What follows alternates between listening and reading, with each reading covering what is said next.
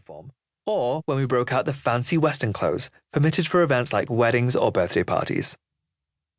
Beyond this, we were supposed to conduct ourselves with modesty in all aspects of our lives. We weren't allowed to have sleepovers or hangouts with friends outside of school, and we weren't allowed to date. Of course, this was no problem for much of my adolescence because I didn't like girls. Actually, not being able to date was a blessing at the time, as it made it easy to cover up the fact that I wasn't into girls. I just couldn't date. I'm single because I'm not allowed to date and not because I don't fancy girls, so that's that. Nothing to see here, folks. There were 5 of us. I have 2 sisters and 2 brothers, and I was the baby. Out of all of my siblings, I was always the surest of myself. My parents worked a lot, and so when they weren't around, I watched a lot of TV, which was not permitted, like Melrose Place, Beverly Hills 90210, and ER, all of which had much more mature subject matter than a child should be watching.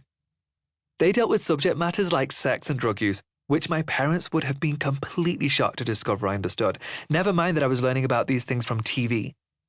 These topics were never discussed in our culture. Because I watched so many shows, I became weirdly worldly wise. My vocabulary was different. I knew things even my oldest siblings didn't know. I was definitely the cockiest one of the family. I would correct other people's spelling and grammar and the way they'd speak. I was the obnoxious sibling. I was a nightmare. It was clear from an early age that I was different, and I had a particular affinity for personal style. Growing up, my favorite movie was Dirty Dancing, which no other 8-year-old boy was obsessed with. Their loss, that movie is still incredible and holds up like no other. I also had lots of Barbie dolls, but no one outside the house knew about that, which is probably a good thing, as my school was definitely not ready for that in the 1990s. Weirdly, my dad got them for me. I know that sounds insane, but here goes. My dad and his brother were super close, but strangely competitive. They each had children of similar ages, and the cousin closest to my age was female. She and I were in the same classes throughout school, and we were encouraged to compete with each other when it came to our grades and exams. That competition spilled over into gift-giving from our parents. When my dad learned that my cousin had been given a Barbie house and a Barbie doll, the following week I had a bigger Barbie house with 5 or 6 Barbie dolls. I also had 2 Ken dolls, one black and one white, and a black doll called Cindy, who was a popular UK Barbie knockoff.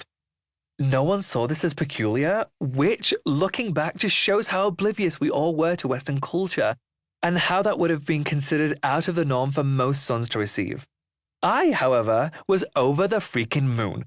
It felt like all of my Christmases had come at once.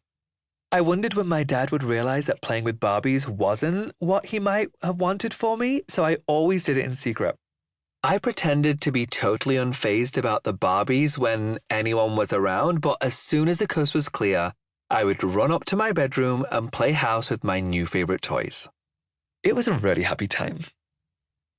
When I wasn't at home, I remember hating school. I found it boring and I had no desire to learn. I liked the social aspect. I wasn't popular and I didn't have a crew, but I had friends. I had a couple of close male friends, one South Asian and one white, and a really close South Asian female friend. It was pretty easy to make South Asian friends, as there were so few of us that we banded together. Strength in numbers kind of shit, because you knew you needed those numbers outside of school in case it was one of those special days when the racist bullies were outside the school grounds waiting for the next attack. Luckily, I always had someone to sit with or talk to. I felt like I was part of something and I wasn't concerned about dating or the future. I was fun and funny and I could make people laugh in class.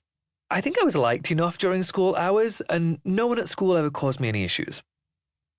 Even though I hated academia, I did well in class. I was a solid A-B student. I did no homework, I did only the minimum required to get through, but it always worked. I remember lording it over my siblings that they had to work so hard for grades. I really was a nightmare with my sibs. And I was able to do it all without revision, our word for studying. I didn't have to revise. I could just watch TV instead and then take the exam and do very well. Outside of school, I didn't have much of a chance to have a social life, as it's not considered appropriate for South Asian boys and girls to mix freely.